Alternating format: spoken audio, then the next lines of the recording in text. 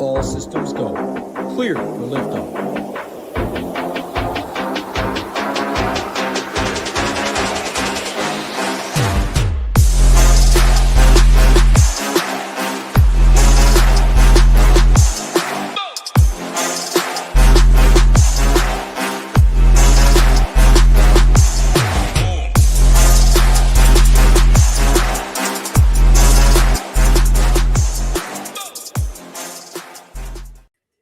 What's up, everyone? Tyler Tamboline here, a.k.a. ToeTagginTambo, back for another edition of Thursday Night Football Showdown Show here on the Ship It Nation YouTube station. Make sure to tap that thumbs up and make sure to subscribe on the way in. We got a ton of fun stuff just around the corner. Merry SHIPmas and a happy holidays. We got the 12 days of SHIPmas coming up. You can check that out on X at Ship It Nation. Title Hoop here with me as always. Going to break down all things Falcons at the Bucs. We got a ton to talk about with injuries, guys that are out, guys coming back from IR, etc. So there's a lot going on with this slate, but there's a burning question in the room, and I got to start with my guy Title here. I think he got the odds right, though. Oh, I'm going to watch it. Never watched it. Definitely played at least 2 to 3 sessions since then. Are we good? We got it? Correct. Yeah, this morning I woke up at 3:45, had to catch the people that were staying up all night. Got over there, and I played, I think, once before. Definitely did not watch yet. Did you get them, though? You get those Yeah, guys? I got them. Nice. Always. Love to hear that, man. That's awesome. Hoopster, I'll bring you in, man. What's going on? Another big week in the NFL. We got week 15. It is the second last week of Ship It Games. You can still check out all the details at shipitgames.com, and we will announce 2 winners at the end of this show for the Ship It Games. But Hoop, what's going on, my man? How you doing? Oh, doing well. Kicking off what is this, week 15? Crazy. It's going. It's moving quick. This game's pretty interesting from the standpoint where the Bucs, might be not healthy, but have all their guys from seems like the first time this year. So that's pretty interesting. We were kind of talking about the Bijan Robinson ownership a little bit. I think that's definitely an interesting talking point. But I think a solid showdown game to kick off the week, and excited to dive into it with you guys. Yeah, it should be good. Let's see. Let me go here. There's a guy, Gary, getting ready. Yeah, good luck to everybody that's playing in the Fantasy Football World Championship this week with DraftKings down in New Orleans. I was just talking to my guy, G. Risen, before the show. His buddy, Knowlesman, he's like, yeah, he's got 7 seats. He told me, get down there. I'm going to beat your ass up. He's like, all right, I'm going to go. So he's going to go down to NOLA with Knowlesman. Hey, NOLA with Knowlesman? That's got to be a lock with 7 like winning count. Definitely. And we were talking before the show, Hoop, just spitting a little shit before we go live with the rest of the stuff.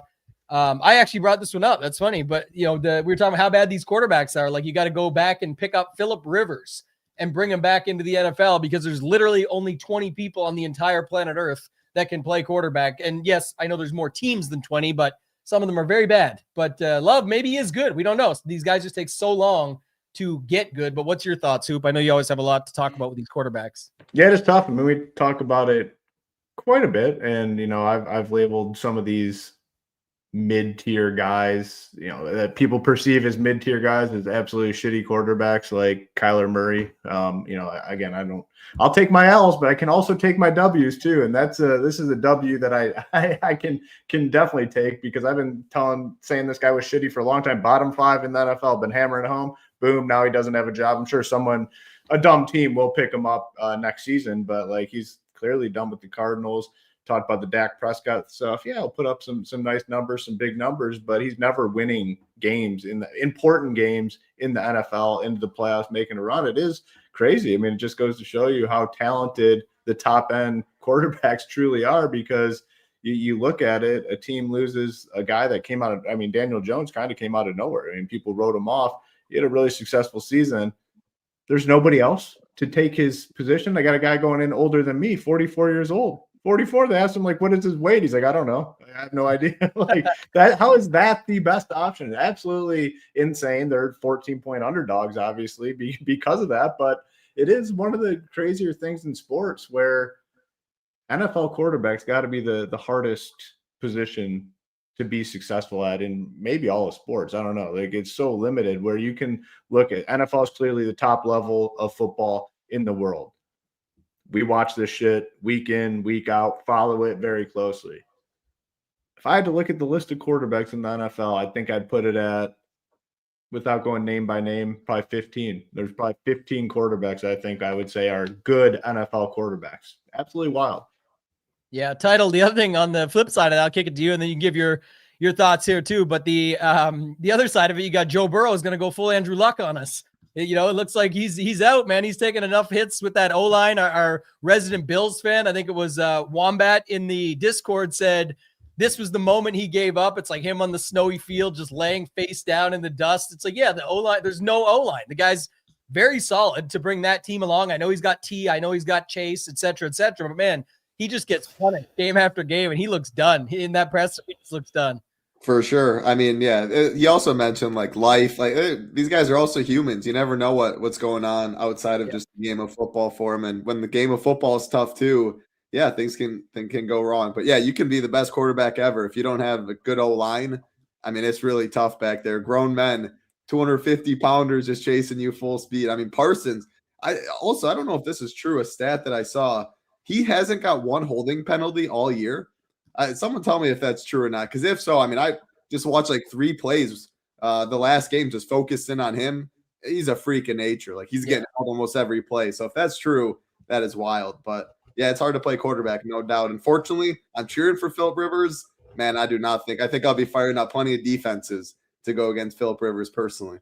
Maybe we're firing up JT. Someone said they have JT 35 carries coming We're right gonna up. stack the box. I don't know. I think that having JT in best ball right now. Shout out to all the best ball week 1 right now in the playoffs. Yeah, you can't feel good about chalk JT right now. That's true. I mean, he's got to be on a majority of the advancing team or the top end teams. I mean, obviously you could multiple teams get through, but I mean he has to be like the highest owned guy, I'd assume, going into round 2. Probably like him, JSN, Puka, teams like that. Yeah. Yep. Well, Hoop, speaking of great quarterbacks, we got Kirk Cousins here tonight and Baker Mayfield, who maybe does Baker make your 15 though? I mean, I know Kirk Cousins does not, but I'd take him. I'd put him in the top. Yeah, he can. You watch him, he can just make plays. Like I mean, something can be said for a guy that can just make plays, improvise. Kind of reminds me of like a Johnny Manziel without the drug issues. Yeah. I'm gonna say like a Matthew Stafford, but like a little quicker, where you can do like these. They lost to the Saints. Stafford lost to the Panthers, but I don't know. I'm bitter about Mayfield from last week. Same. Yeah. Cost it was Ibuka though. It wasn't Baker. Yeah. We're gonna talk about him too. But yeah, Hoop, you're the best for these Thursday games. Give us your grand scheme overview, man. You know what's going on here. Break it down for all of us, and then we'll get into the captains from there and roll it out. Well, I think that's definitely the toughest part about this slate is kind of identifying the captains maybe that you want to play. You look at the Atlanta side, and there's probably not many that you do want to play. I mean, Kirk Cousins led offenses at this point in his career are not ones that I want to invest in a big way. So on the Atlanta side, there's probably only a couple. I mean, the one thing that definitely stands out though, it's like, with Kirk Cousins at quarterback, Bijan has a much lower floor than he's had pretty much all season, and he's going to be very popular, and that looks like the case. I mean, probably between 25 to 30%. I think that's definitely a conversation to have on its own. Like, what do you do there? If you're playing 150 teams, you're probably not fading it, but you take a 100-weight stance and try to get some of these other guys. That's kind of what I'm leaning towards. Kyle Pitts probably the only other one I'm looking at on the Atlanta side. And then Tampa Bay with Mike Evans back, they have a lot of offensive options. So I think captain is definitely, the most important thing today. You have Bijan at the high ownership, and you have Tampa Bay with all their pieces. Like, how do you play it? So that's, I think, definitely the most important part of this slate is figuring out what you're going to do at captain. Yeah, it's going to be a good one from that perspective, though, because the title, I think, just looking at it, the Bijan part we know after that. I mean, the Bijan part sets up the rest of the puzzle. Like, it's like, okay, we know if he's going to be 25 to 35, I'm going to put a 10% range on it because could be 27, could be 32, could be who knows. But just when you know that, you kind of know who is not going to be owned or where the rest of it is going to be spread out. And if you're willing to play the field or take an underweight stance, or even in some cases where people just fade Bijan up top, then you're able to get a ton of leverage in a lot of different places. It's just where do you want to go and what do you feel comfortable with? So I'll let you start it off. Anything else you want to add from Hoop's grand scheme overview about the game in general, and then take us into your captain thoughts from there?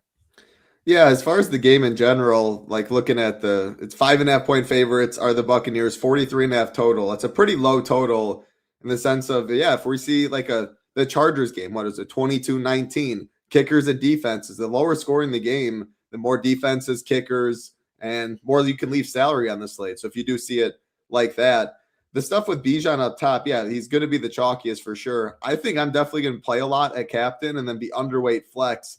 And the reason for that is it feels like, I mean, he always has the Algier stuff where he can get vultured twice. So his floor is a little lower than we're expecting. Like 10 last game. That's probably not optimal at 11.2K. 33, probably captain optimal. 14, maybe not good enough at flex. 33, captain optimal. 10, 6. So it feels like there's been a lot of some highs and then definitely some lows. And when I'm fading Bijan, it's really easy to play some Tyler Algier or just play like a 5-1 Buccaneers or stuff, just hoping they pound them. And Kirk Cousins is awful. So I'm playing a lot of Bijan. And then when I don't play Bijan up top, then I can get like I'll be underweight flex and I'll have probably overweight Bijan, no Bijan teams. And then I can play in heavy Buccaneers, some Tyler Algier. I think I'm definitely playing Kyle Pitts at MVP or captain too.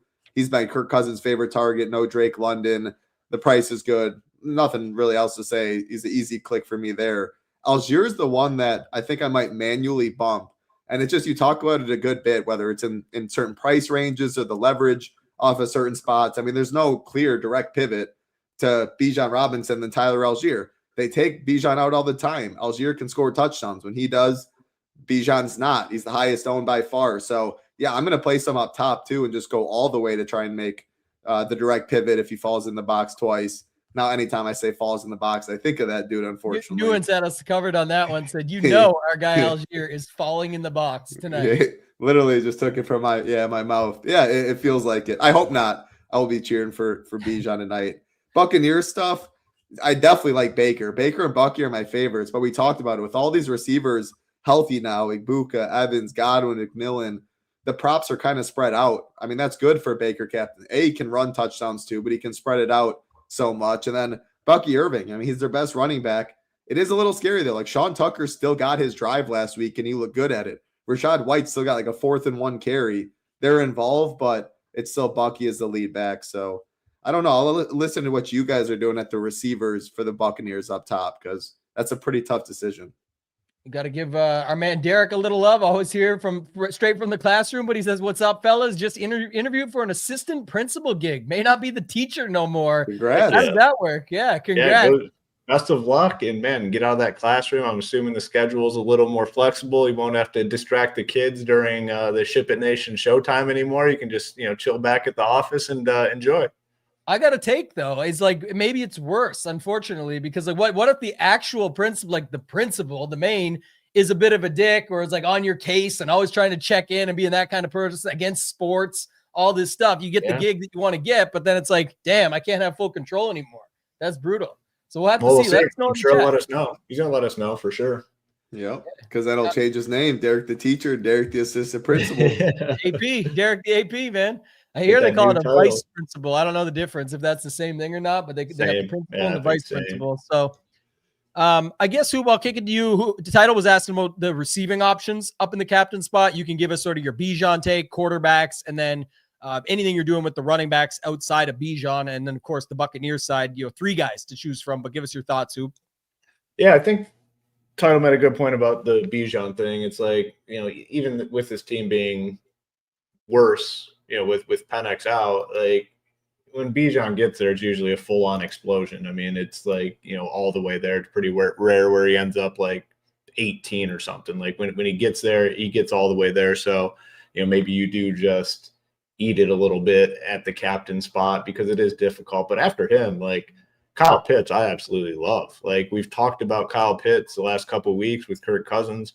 He doesn't have the arm strength to get it down the field. Like it's just going the short stuff to Kyle Pitts. The targets have been very solid for Pitts in the last 2 weeks, 8 and 10, 82 yards, 90 yards, no touchdown. Like if you get something like that and then falls into the box, I'm going to use the term, then you're talking a big boy score. So, those are really the only 2 on the Atlanta side that I'm interested in, just Bijan and Pitts. Does get more difficult though on the Tampa Bay side. I definitely like Bucky. I mean, I think it's going to continue to trend in his direction. The workload, it's been there since returning from injury.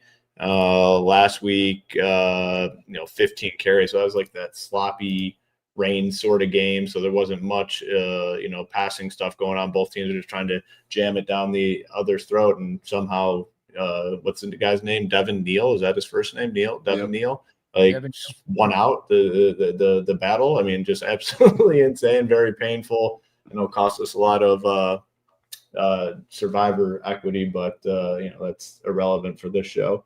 But yeah, Bucky. I really like Baker up top with all these weapons. I mean, it could go to. I mean, they have so many guys now. You have 2 running backs that catch the ball, Bucky and Rashad White.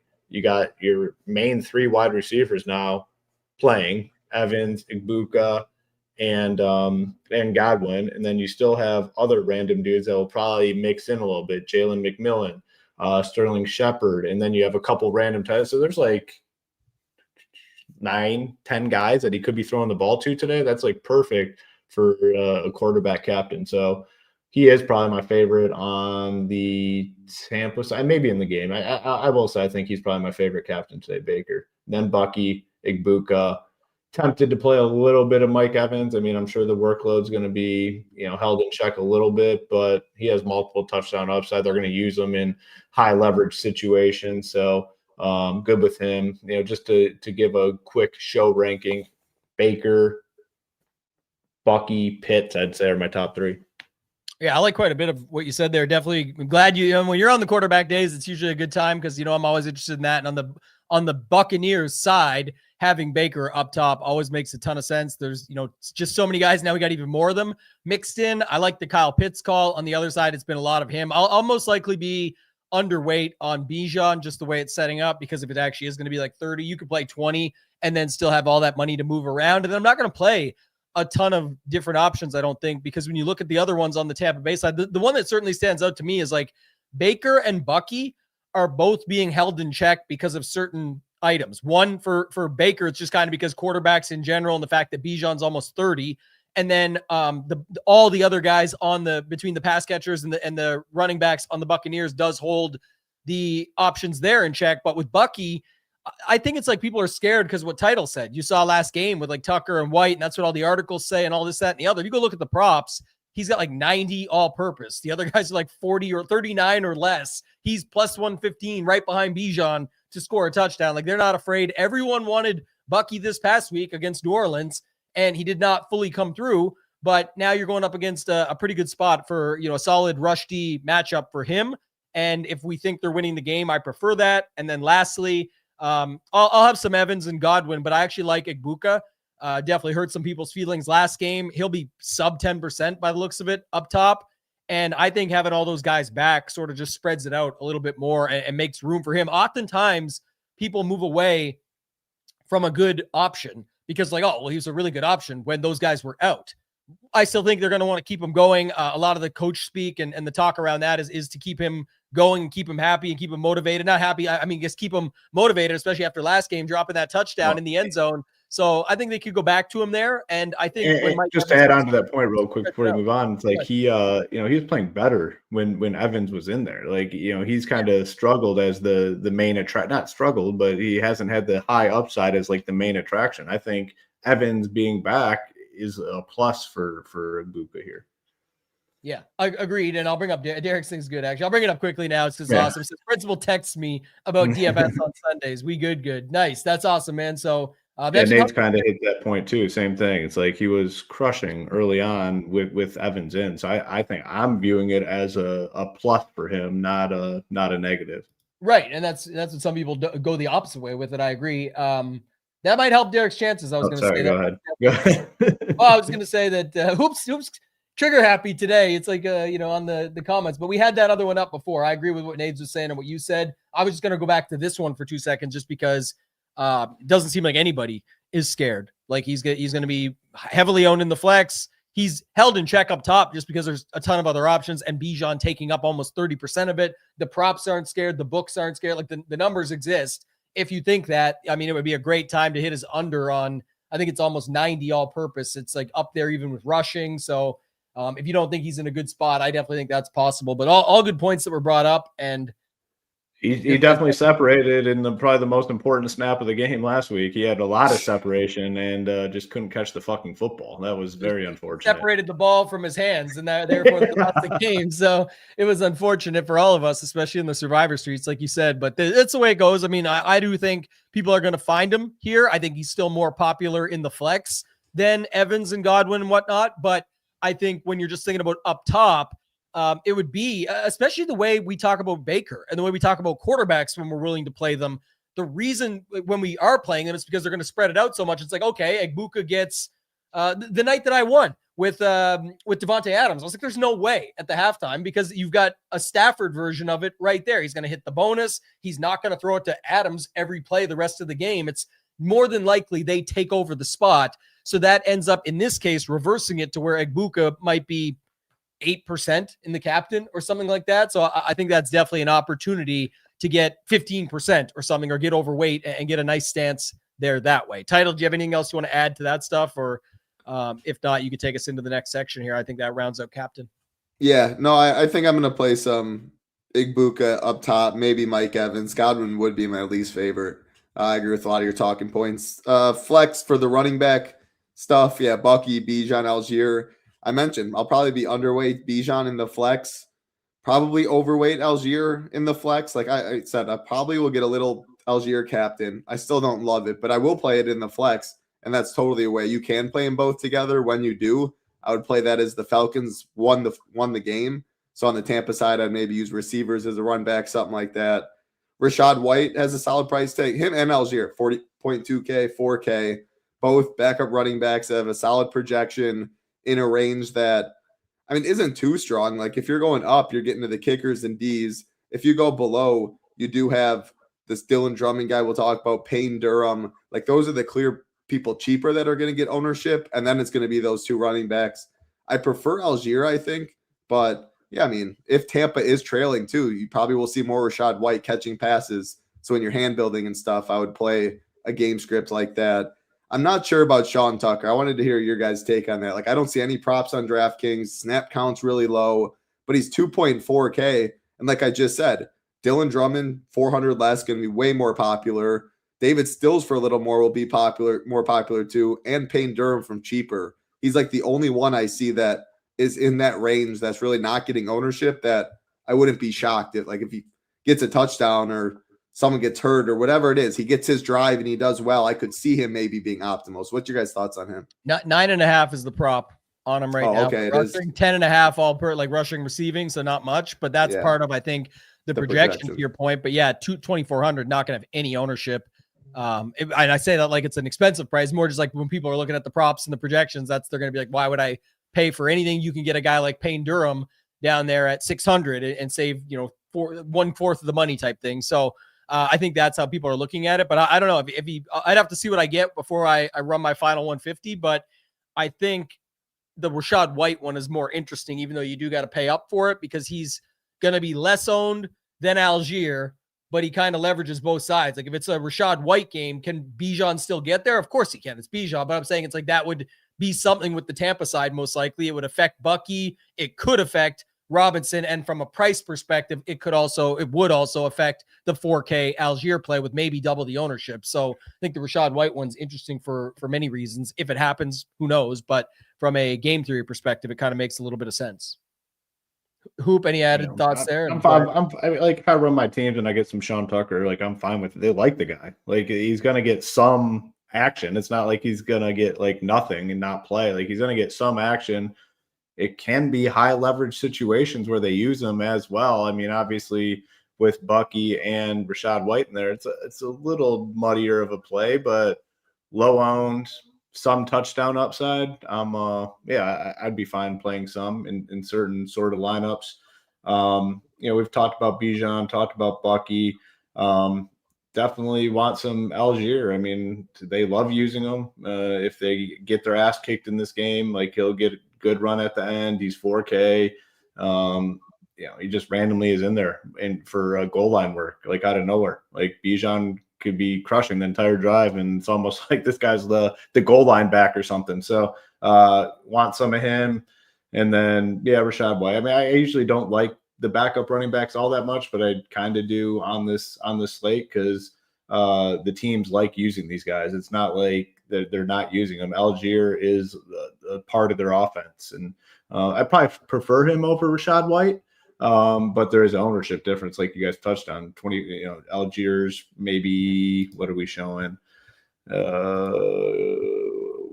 In the flex, we got Algier at 19 and yeah, and then 13. White 13. So you're looking 7, 8, 9% difference, but it shouldn't matter all that much. I do prefer Algier over White, but yeah, I'm good with these backups today more so than I typically am. Interesting title too. I'm not sure if it's the same on your book, but Algier better anytime touchdown prop than Pitts.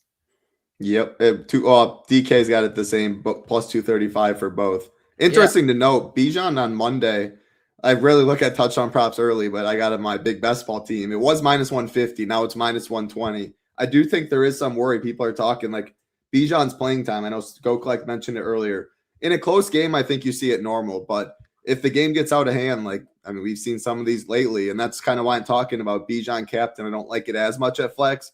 Yeah, if they're down 3 touchdowns in the fourth quarter, he just really won't be out there.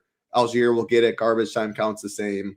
Yeah, so props and everything right now, 5.5 point spread. If it's a touchdown game the whole way, I don't think anything changes.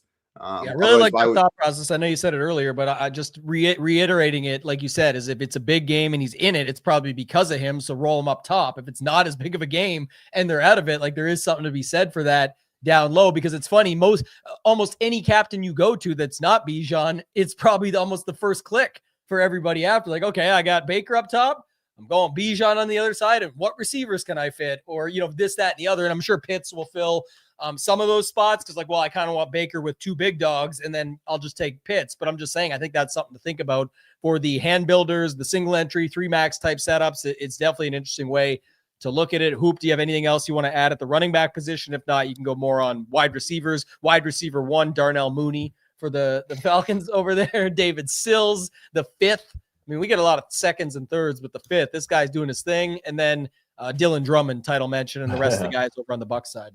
Yeah, it's definitely ugly on the Atlanta side, but the Tampa Bay side is, there's guys there, but there's a lot of guys, and I guess that's kind of somewhat of the problem. Ibuka, like him, we already talked about him. Godwin's in there. Probably tough to play him up top, but in the flex, fine there. Mike Evans, how much are they going to use him today coming back from the injury? He's making it sound like he's 100%, but we got 3 solid guys there. And then Jalen McMillan's coming back. They've used Sterling Shepard as well. They've used this Tez Johnson. So there's potentially 6 guys that could be out on the field. And that's why I really like Baker up top, because there's so many dudes that Baker could potentially throw the football to today. And a lot of it comes down to how many snaps Mike Evans is going to play. Because if he's 100% or close to 100 and he's out there the whole time, then there ain't going to be much to go around. So it does make it difficult. And again, that's why I prefer these Baker captain teams, because I can mix in kind of all these guys, especially if you're building multiple teams. So that side is clear and muddy, I guess, at the same time, just because there's so many dudes. Atlanta side, the main issue is obviously the quarterback being Kirk Cousins. You got Mooney, Drummond, Sills. The problem is 2 out of 3 of these guys are probably busting, right? If you look at Mooney, Drummond, Sills, I would bet that only one of these guys gets there, whatever it is, gets double digits or something. So to me, 2 out of 3 are going to fail, and they're looking to get pretty solid ownership. They're going to be owned because of the price tag and the opportunity. But, again, Kirk Cousins is the one throwing the football. So I'd be cautious there. If you just run teams, you're probably going to get a lot of those guys. They're just going to naturally show up because of the savings that they provide on the slate. We're showing 18% for Drummond, I guess 18 for Sills, and then Mooney around 20. So combined 60, 65%. Low floors. Very low floors for all those guys. The wide receiver 1 at this point is Kyle Pitts, and then number 2 is probably Bijan. So these guys are, to me, wide receiver 3, 4, 5. So I would be cautious with these cheap Atlanta guys. Again, because if you just run the optimizer, you're going to get a lot of them. So yeah, it's kind of thoughts at the wide receiver position. I like the call out there. The wide receiver 1 Pitts, wide receiver 2 Bijan, or like mix it up, and then that becomes 3, 4, 5. The thing is, against Tampa Bay, if you're ranking wide receivers both sides, they would be priced. I mean, they would be the 4, 5, 6 or whatever, or 5, 6, 7, whatever you want to call it, and they are priced down. Like if you look at Igbuka 92, 9K Evans, 84 Godwin, at least they got the pricing right. But to Hoop's point, man, with those floors, it's really tricky, and the likelihood that not all of them get through. One other thing, Title, I'll kick it to you for your wide receiver thoughts, but our man Marquise in the chat, doesn't seem like these are that popular today, and I feel like they should be, specifically on the Tampa Bay side. Again, you can build them on the Atlanta side too. It's just way trickier because who would you put? So you got to pick 5, and how can you pick 2 or 3? But it's on the other side though. I think there's definitely some good buck stacks that work. Again, I know it does. We've said it before, and then you had a chance to get up there with it. And I like it more for smaller, really small fields, like the 1-5, but there could be like a Bijan up top with 5 of those guys, and you still get a competitive game. It's just Bijan all from that side. I guess you could do like Bijan Pitts 2 4s, but I mean, there's ways you could build for sure on the slate, but 5-1 does seem interesting. Give me your thoughts there, and then go into the wide receivers, what you're thinking. Yeah, I agree. I think 5-1s on both sides are interesting. I think the Tampa side, like you have Payne Durham for value, and you have that's the problem. That's why, to be honest, I guess I like the Atlanta side. It'd have to be Rashad White, maybe more middling. The Atlanta side, when you go 5-1, I think it's easier because you get Drummond and you get Stills. Then you can go Algier. And yes, it's popular, but the 5-1 build is getting you different. You can eat more popular pieces. Just let me interject for 1 second. I want to ask you on that because you said something there, but don't you think, like the way I was thinking of it, that's why these shows are always fun and we throw things back and forth. It's like my take was more Hoop is correct on like all these guys have floors and maybe only one gets through. So it's like you can fit 5 guys on the Bucs side that you feel good about and then just take your shot that you hit the one-off on that side, and no one's going to really do that. Like their 5-1's already low, and then it's like, what if they don't come through? You don't even need Bijan in that case, to your point earlier. Maybe there's a $5, 1 Algier or something at 4K, and it fits both game scripts. I don't know. Yeah, so I was just trying to, like, if you did plug in Bijan up top at captain, and then you try and go 5-1, because like you're mentioning, these receivers are so expensive. You can make it work. 1-5 is harder. I know what you're saying now. Yeah, if you do the Bijan part up top, I was thinking more part up back top to the other side. Yeah, I got you now. Yeah, but yeah, it's interesting. I think 5-1s are very much in play. Again, the lower score in the game too, the lower scores for fantasy points, more randomness can happen. And yeah, to Hoop's point, like he nailed receiver. If you look at like the props, Pitts has the best reception prop and yards. Then it's Bijan, and then it's all these guys, and these Drummond, Stills. So 2.5 is the receiving or reception prop. Juice on the under for all of them except Mooney has a little juice on the over. With all that being said, like it's going to be contradicting, but I do prefer them over Tampa Bay stuff because of their prices. Like 9-2 Igbuka, 8-4 Godwin, 9K Evans is big price. The value is really tough on this slate. Like I mentioned, again, Payne Durham is going to get ownership, has a projection, and then it's these guys. It's Stills, it's Drummond. That's why, like, if you want to play Sean Tucker, you want to play Tompkins, like, there's pivots, but they're projected for, like, 1.5 points. These guys at least will be on the field. I need value on this slate. I'm just naturally going to have to play them. As far as the Tampa stuff, I think I like Igbuka, Godwin more in the flex, and then Mike Evans feels like he either gets his 2 touchdowns, which is, I don't know, if he gets 2 touchdowns, it feels like it has to be enough up top today. But it feels like his playing time, might be in more crucial situations and might not be as much in between the 20s, like the receptions and all that. So it feels like more of a boom bust play that I prefer at captain, prefer Godwin, Igbuka more. Igbuka is my favorite at captain or flex at the position, but I think Godwin I prefer more in the flex, Evans more in the captain when comparing. That's really it though. I think it's pretty thin in terms of how many receivers are in the pool. Like that's really 6 guys, 3 on both sides. Otherwise you're getting to guys that are hardly going to see the field. Yeah, we've talked about a ton of different shows where it's like this is kind of the setup when you don't get it's different on this slate because we do have values like the kickers are for. We'll get there in a second. Of course, I'm going to go insane Gonzalez if I keep seeing these kickers getting 5 points apiece for 4 kicks. And you can't spell McLaughlin without laughing, so boys will be laughing at all this stuff, I'm sure. But as they just kick 3, 4, 5 field goals. But either way, there is at least value in those guys in Durham. But then it's like you said, we don't know if Sills and Drummond are values until we know. And to Hoop's point earlier, when they're 4, 5, and 6 on the team, and you say at the position they're 5, 6, 7, 8, like they're down the board, and they can have could do nothing. Then it's not really like we have a ton of value. And sometimes the way to flip that is through roster construction and through the captain talk we had earlier, where you're like, all right, well, I'll find a guy like that's where a Pitts lineup can make more sense. Like, okay, he's 9,600 up top. I don't have to feel like I'm going to no man's land with this, and then let's go from there. But I don't got too much else to add. I think you guys nailed it. I like the Igbukah conversation there. I'm definitely not as high on the Atlanta side, even with, will I have them? Yes. I'm playing 150 lineups. Will they just get in where they fit in? Yes, because anybody who tells you they sort of know what's going on there outside of the props and the projections, they're not going to know much. Could be anything. So I don't mind mixing them in, but I think the best point that was brought up about that is like, if in the chat talking about roster construction was the 5-1 stuff. You can definitely build some 5-1s that ignore the wide receiver room altogether for the Falcons and just has like a Algier, a Pitts, whatever you want to do that way, and build it out, because you do have value a little bit on the other side with Payne Durham. So I'll use that to segue. Hoop, we'll the tight end position. We will have Ship It Games winners coming up here shortly. We're going to have the winner for the head-to-head second last week of Ship It Games. You can check it out at shipitgames.com. We are launching the 12 days of SHIPmas tomorrow, which is a ton of fun. I'll talk more about that near the end and give you guys a few spoilers if you want to get ahead on that one, with some big prizes coming your way. But Hoop, I'll go back to you here. Anything else at wide receiver after we both and all three of us talk through it? And then if not, you could take us into tight end with Max Payne Durham. Max Payne is back. 600 for him. He's going to be popular. The decent projection. No Cade Otton. Another guy, like I said, like these Baker Mayfield captain teams, like perfect fit for those sort of teams.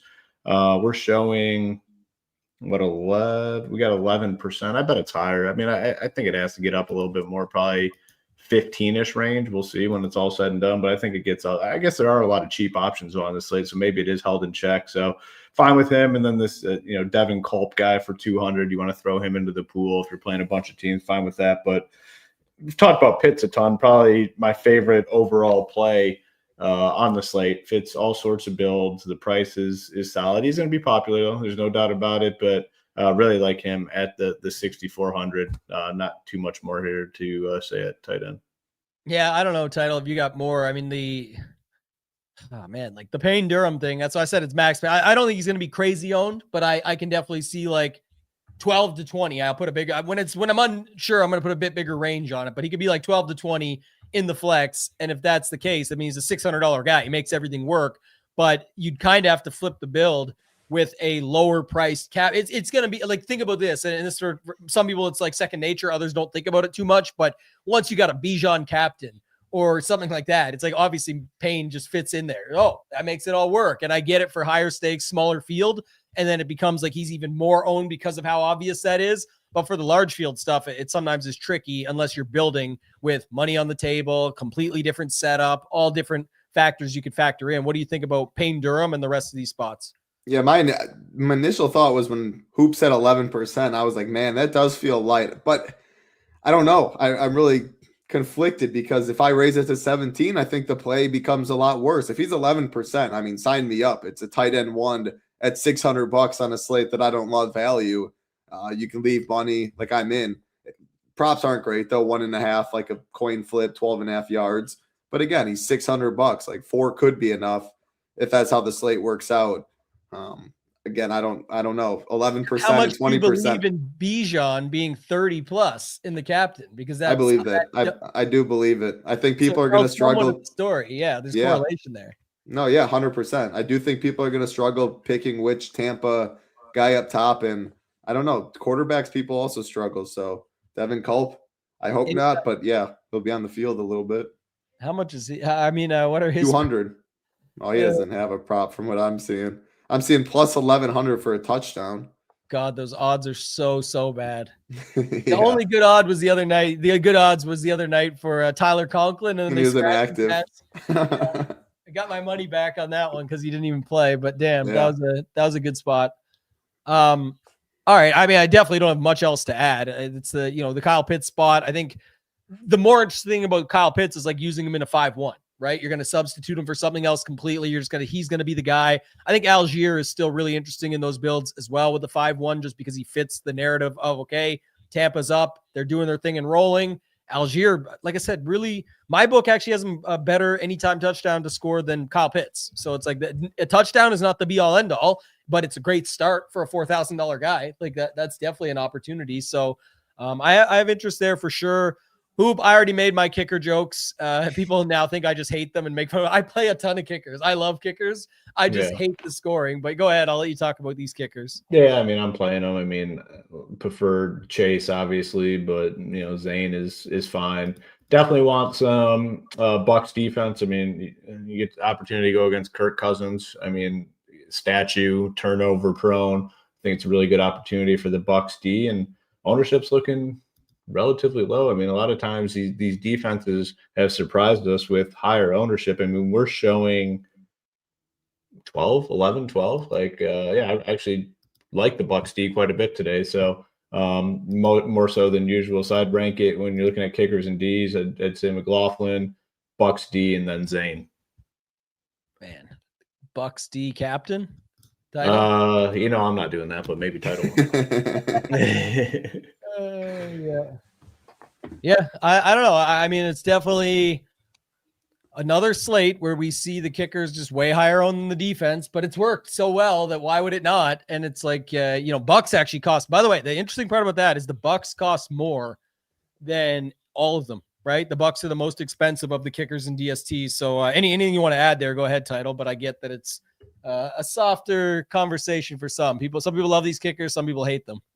Yeah, I mean, we all play the same game. Whether if you hate them because they keep burning you, start playing them. If it's the opposite, don't play. I mean, it's that easy. The point that you made, the last point though, like how Buccaneers are projected for such low ownership because they're 5,400. It's more expensive than all of them. Sure, like I like what Hoop said. If Hoop likes a defense, you better listen. Then they're 11%. You better listen even more. So yeah, I'm in. Yeah, there's not like much ownership on either. I'm like, this is not really flip the build because no one's on the other side, but this is more like leverage because if everyone's on Bucky and Mike Evans and Igbuka and Baker and whatever, you get a lot of leverage because most lineups are going to have 3+ Bucs in them. So anything with Falcons D is going to be, much more likelihood, much higher likelihood if it goes that way to be extremely helpful to you because not many are going to have that to start with, let alone, less of those guys or things that make sense with those builds. So you can definitely play some Falcons D for that reason. What was the game log, Hunter, over there looking at? Hoop, did you see Zane Gonzalez and Take Chase? a look. I'm going to try and pull it up here too. So Chase, 9, 10, 1, 8, has a 17 in there early on in the season, a 21, a 16. So he's got some big potential. And Zane's actually been solid. 6, 12, 15, 8, 10. So double digits, 3 out of 5 games. Take that. I kind of like Zane. That's classic Atlanta, and it would burn Bijan too a little bit because it's what here's what they always do. They use Bijan. It's amazing how this works. Their best player gets them all the way down to the end zone. And then it's like, as much as we complain about the Algier stuff, it's sometimes it's even worse. It's they screw around once they get down there and they get nothing for it. And that's why your boy Zane is getting those kicks because they just do not. You've seen it. So now Tyler Algier, bang, bang, bang, nothing. All right, let's run Bijan. Boom, in the end box. Oh, he's softening it up. You know when you loosen the jar and you try and loosen it up, and then you hand it off. I can't get it, and then the other person just snaps it over. I've done it to my wife many times. She's like, "Oh, I loosened it for you." Like, yeah, I snap her off, right? You got it. That's what happens with these two running backs. Yeah. All right. Anything else? Anything else that you got there, title on your side? Anything else you want to bring up there? I'll let Hoop look up the FanDuel differences and whatnot, and we'll try and chime in. But anything, just putting it all together at the end. Sometimes we do this sort of round table at the end of all of our thoughts. Anything else that comes to mind when looking at the slate as a whole? Yeah, it's a really. I think the player pool is a lot more condensed than most slates, with really only 3 viable receivers on both sides. Really, only 1 tight end on each side that people are interested in. You do have the 2 running backs on both sides, which expands it a little bit. But, leaving money is definitely viable, 43.5 total. So we could see, like a lower scoring game. But it's really condensed because, like, again, the value is Payne Durham. It's the Drummond, Stills, kickers, Ds. Like, there's only so many that have a projection down below. and it feels like the Tampa Bay receiving room's a little overpriced. So yeah, I don't know. I wouldn't say it's my favorite slate, but it's not my least favorite slate. Putting the puzzles together, roster construction wise, the little things you can do to get different, you got to be cautious. You got to be cautious about that today. Just really, really dial in on it, because large field tournaments, you'll see a lot of teams with a lot of dupes if you're not leaving much salary because you fall into the same stuff. There's some nasty 5-1s out there that you can build. So yeah, hopefully people caught that. I think that's the key of looking at just for different stuff. Doesn't mean it's going to hit for sure. I'm just saying it's looking at the slate. It looks like a lot more people want to build with like a 4-2 or a 3-3.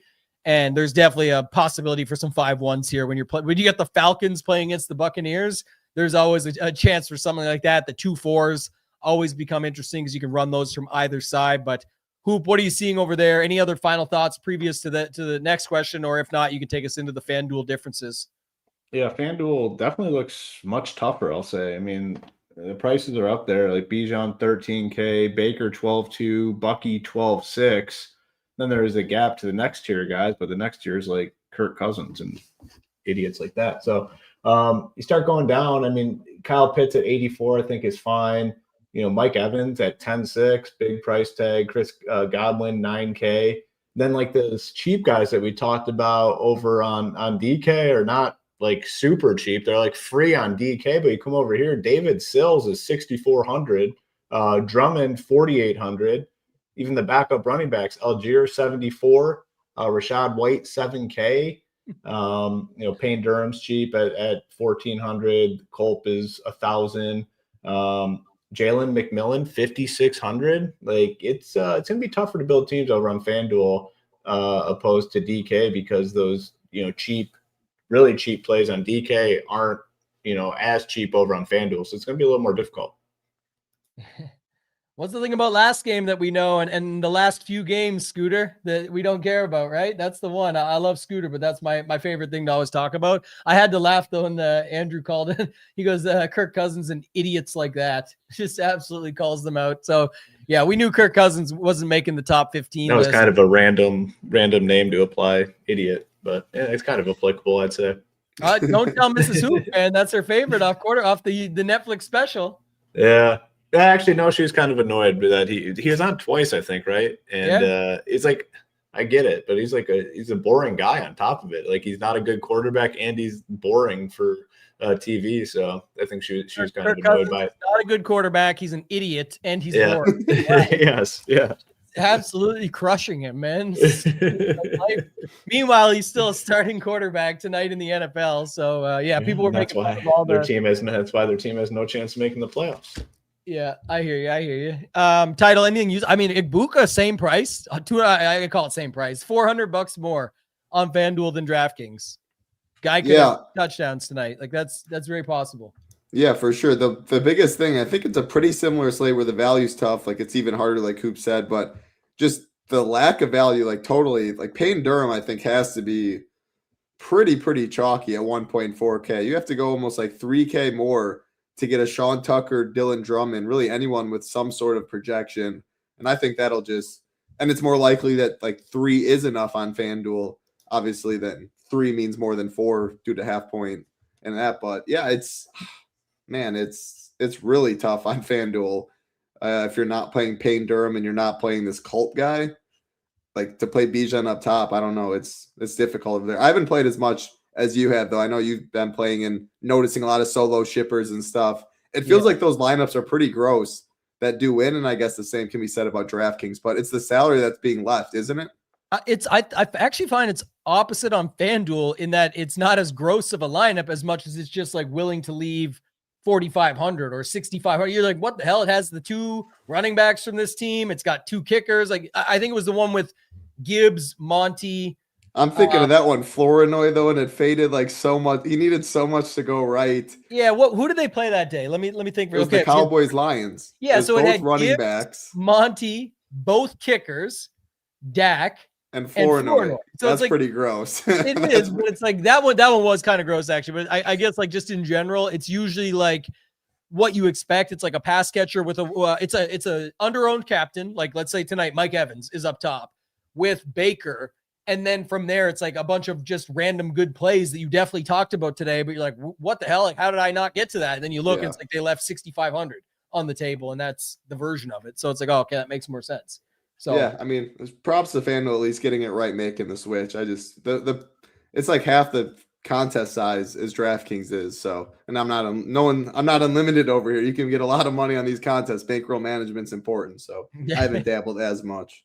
You can get a ton down, he says. Yeah, I'm not saying much, but just bankroll management is important. Let me just let you know. It's easy to go crazy. Trust me. As everyone watching this show knows, open the lobby. You can click for days over there. So yeah, be careful. It's a whole lot different. We've talked about, like, I mean, casinos were geniuses. Imagine having to put your hard-earned dollars, like drive somewhere, like put that down and give it to them when you're putting your DFS entries in or your sports bets or that.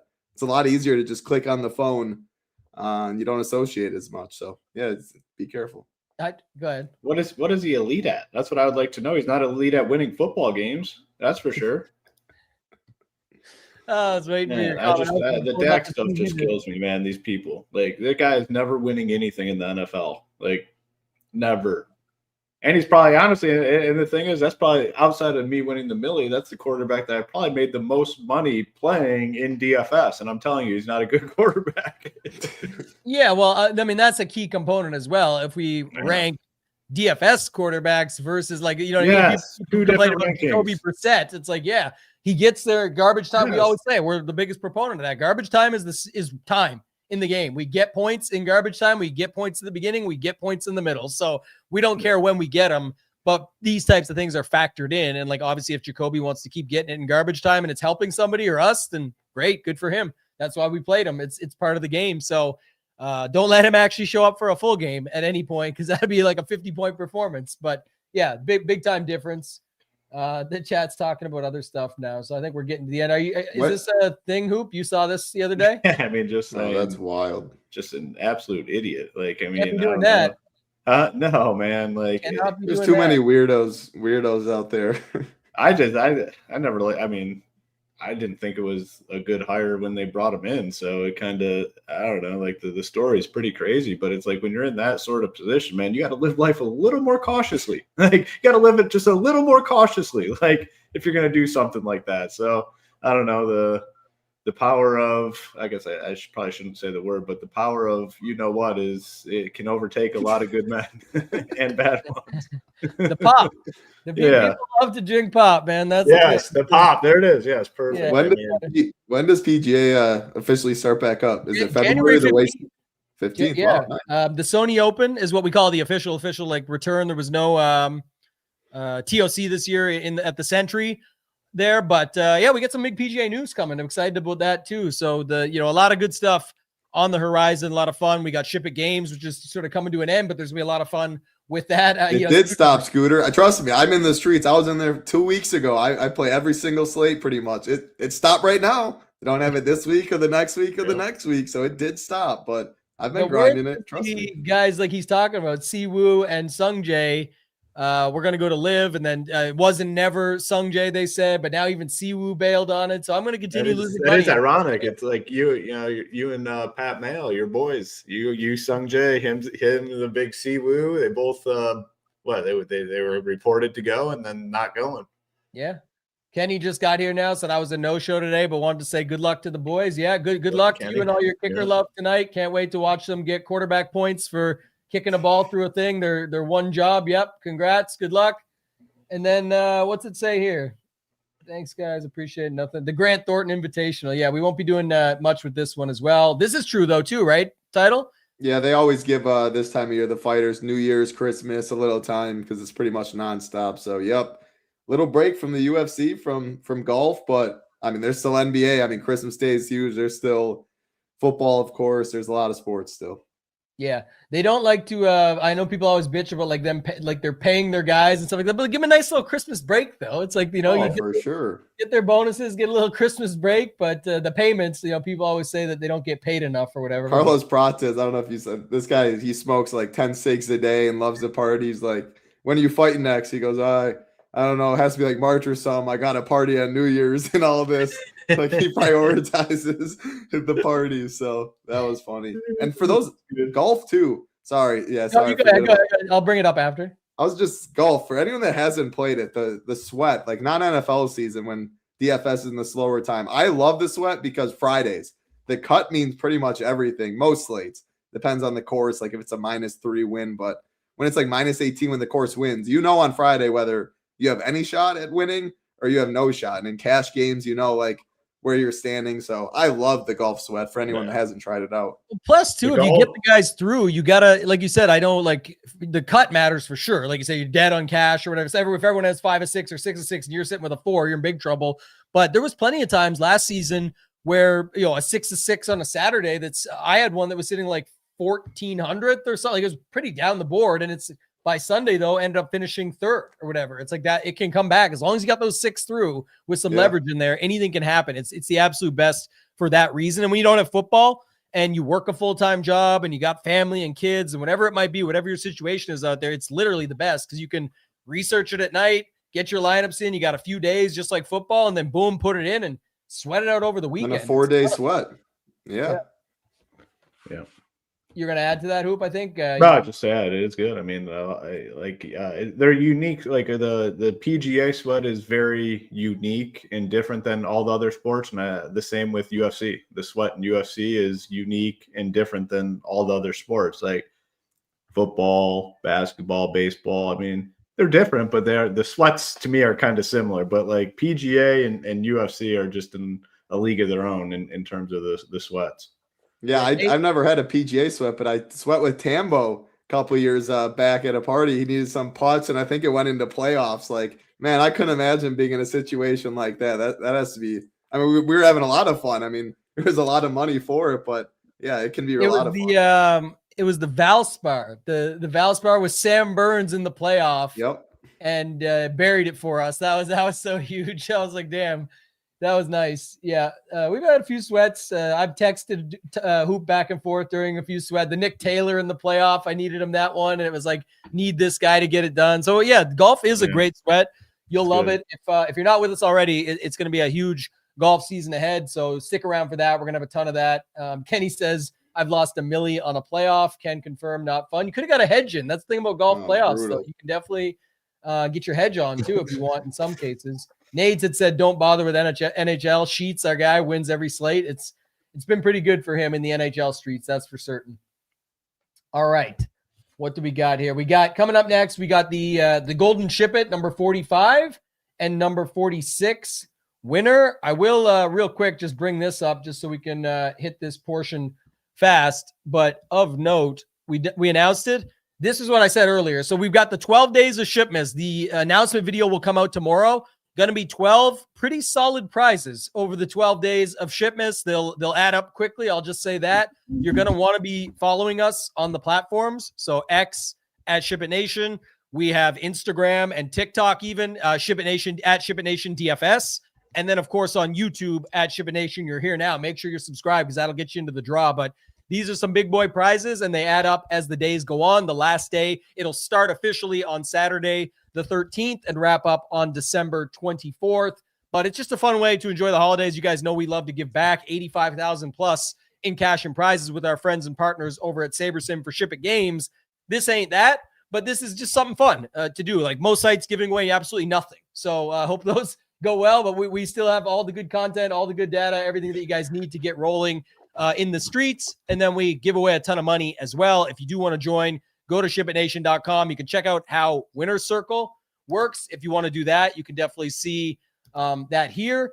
You can just join the nation and use the promos that are up there now, even if it's just $19 for 5 days. If you just want to get on the email list and get the free DFS blueprint and get all the stuff that we send out there, you can do that here. And then you can sort of see everything we got going on the site across the board. But just a lot of good stuff going into the holiday season. That's Hoop. You want to add? No, I mean, great time to obviously join. I mean, the price is very affordable. That was always our goal, to keep the prices low, keep them affordable, keep them within reason, and the community as well. On top of all this, you get in the Discord, the just most friendly community. I mean, nonstop action, whatever sport you're playing, even sports we don't cover. There's channels where people are chatting in there. The Discord community is phenomenal. I mean, I know a lot of people, have bad experiences in discords and a lot of negativity and people talking down to one another. We set the tone right from the beginning. That shit's not happening here, and it's a great environment. And you don't see any of it. I mean, you don't really see any negativity at all. It's a family feel, just a great community and great place to be. Feed ideas back and forth off each other. So that's just another added bonus of being a Ship It Nation member.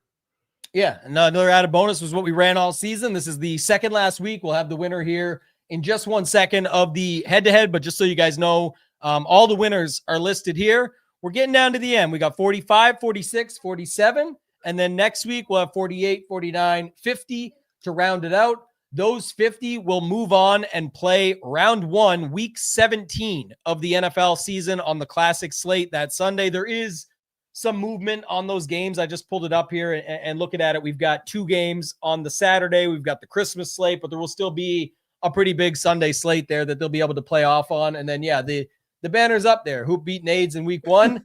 We're going to find out who he can play today, but it will be 20,000 to first, 10,000 cash to second, 5,000 cash to third. All 3 of the top 3 will get a 1-year $4,300 membership, which is the Ship It Nation SaberSim Ultimate Package.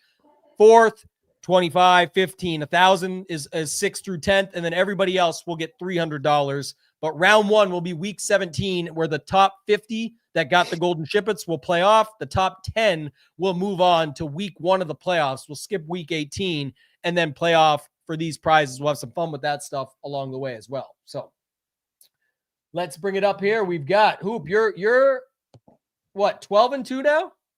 Yep. I mean, it's been a victorious season. I wish I played more head-to-head and 50-50s this NFL season. I will say that. Yeah, might have to join title, get back into the streets. The second you finally make the switch, you'll lose 3 in a row. Yeah, I'm gonna hit the nut low line cash lineup for sure. Always works. That could be like the big playoff at the end. We get Hoop's record against title, and we get like a fun. Hoop would have crushed me this year. There's no doubt. Have some faith. We'd be adding a name to that banner at the bottom. Well, no, let's not go that far. I'll still. He would have crushed me so far, and not he will beat me if we do it. No.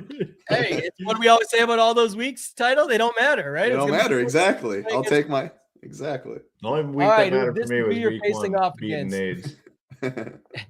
Winner number 45 of 50 on the season, who will face off against Hoop in the bonus game this week for the head-to-head. Those are all listed on shipitgames.com, but he will play Hoop in a head-to-head for an additional $250 on top of the guaranteed $300, the guaranteed free month of Ultimate. The winner is, we got some names today that could be common. Hunter Thompson, Hunter51 something at something.com. So Hunter Thompson, though, will reach out, so you'll get the email directly and know it's you. But Hunter Thompson is the winner of Golden Ship It number 45. So congrats to you. Any words of encouragement, Hoop? You think this is the one?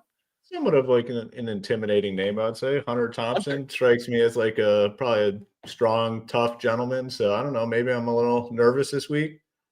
He goes from Hunter to Hoop going to the Hunted, and he takes him down, and he goes to 12-3. So Hunter Thompson is the winner of Golden Ship It number 45, and the winner of Golden Ship It number 46, which is the Share Ship. It is a $333 Wildcat ticket this week that we'll be playing off for $250,000.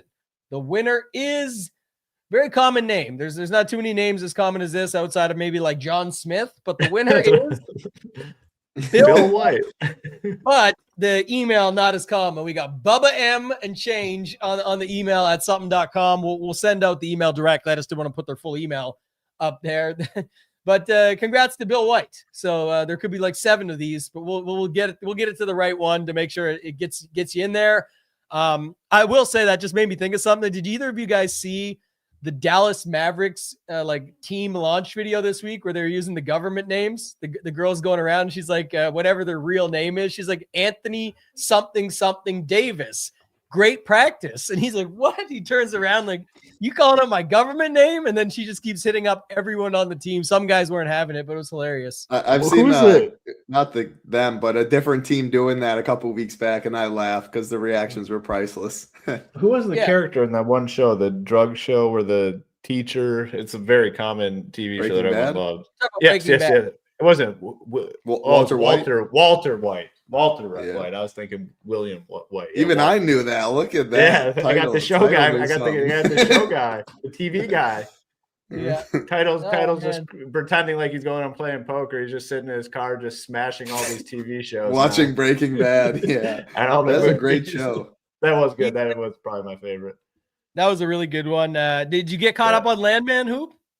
I'm just gonna wait till the second season finishes because It is getting better. I will say it's already getting better. Like 4 episodes in, we're good. I'm locked in on Tulsa King right now, and I've been I think this is a great show.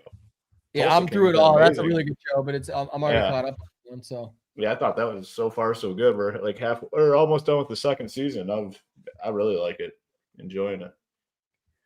all right, well, we appreciate it. This is a question like we answer this all the time. Except I'm not going to put his full email on the thing so people can email him, but we do happen to have everybody's email that's signed up and has joined in the contest, and we email them directly and let them know that they've won, and then they respond. And if they're in Discord, we tag them and everything that goes with it. But it's been fully tracked the whole way, no issues at all. So everybody's been very happy outside of those that didn't get the win yet, but still another week if you haven't got in on it yet. So hopefully more come along the way and could be good to roll. But really appreciate you guys. Yeah, it's going to be a fun week ahead. Stay tuned tomorrow. Follow us on X at ShipItNation for the 12 Days of SHIPmas announcement. If you want to get ahead, you can subscribe to us on all those other platforms. It is going to be about social media and engagement and having some fun, but it's all about the holiday season. You'll see I had to go on and do all these silly videos. I put a little teaser out there yesterday, but I think you guys will have a laugh. I will tell you, Hoop doesn't even know what's in them yet. Woolly Worm did make an appearance in the video. The statement "Woolly Worm" did come into play in the video. That was good. That was good. That was one of the best all time so far. Good luck all. F you, Hoop, from our man Merry Nades. Christmas, Nades. Merry Christmas. You know I love you. I think Title would find a lot of movies hilarious or really good or amazing, but it's just it's not his thing right now, guys. It's not his vibe at the moment, and that's okay too. So once that kid arrives, last casino poker time, he'll get locked into these shows, man. That's when everything kind of changes. That's when things change. You're not gonna be able to say no to movie night and TV show night. Like you're not gonna have an excuse for that shit. So you'll be locked in watching. Then I'll be like you though. I'll have my computer up playing online poker for sure. Yeah, guaranteed. Yes, and you can say you've watched. You can say you've watched everything, but then when people quiz you on it, be like, I don't fucking know. Yeah, and then they call you a liar. So I don't even know what to do. These are the joys of parenthood, Hoop. You know these all too well. Title will get there. I just got a text from my wife. It says FFS, which we know what that stands for. Of course, as I'm cleaning the dishes, she's talking about my daughter. She comes in and says, "Hey, Mom, this was at the front door." And she's holding the damn box of her Christmas present that Amazon just sends out like as is. So this is going to be awesome to go into. She knows exactly what she's getting for Christmas now because they don't even put that shit in a damn box now. It's just send it out, throw it to the door. Toss it on your front door. A lot of times the box ripped. They don't give a shit. And what's the temperature by you guys? I mean, they're probably their hands are frozen when they drop it. Right today's actually warm, to be honest. So I don't know. What's that? What's warm? Woolly Worm? No, let me 30? see. What is the? I got to do my Celsius thing here. 1 second. It's 50 degrees Fahrenheit right now. Wow, really? That is warm. Geez, Holy nice cow! Yeah, it's not bad. 30s. We're in the 30s for sure. It's bad. Yeah, gross. Yeah, not fun. Maybe I'm doing bad Google math, but yeah, I think it's close to that. Let's just say that for that. But yeah, I mean, it's funny. Well, you know what this will result in too? The funny part of it is it will just result into spending more money on a different present now to be like, oh, that was just for you, and we just bought that early. We know. You wanted to have that. So yeah, it's about 47 here right now, Fahrenheit. So that's a beautiful day. Nice. All right, guys, we appreciate you. Thank you for watching. Make sure to tap that thumbs up. Make sure to subscribe to the channel. Follow us on X at ShipItNation for the 12 Days of SHIPmas announcement tomorrow for Title, for Hoop, and for myself, ToeTagginTambo. Let's ship it.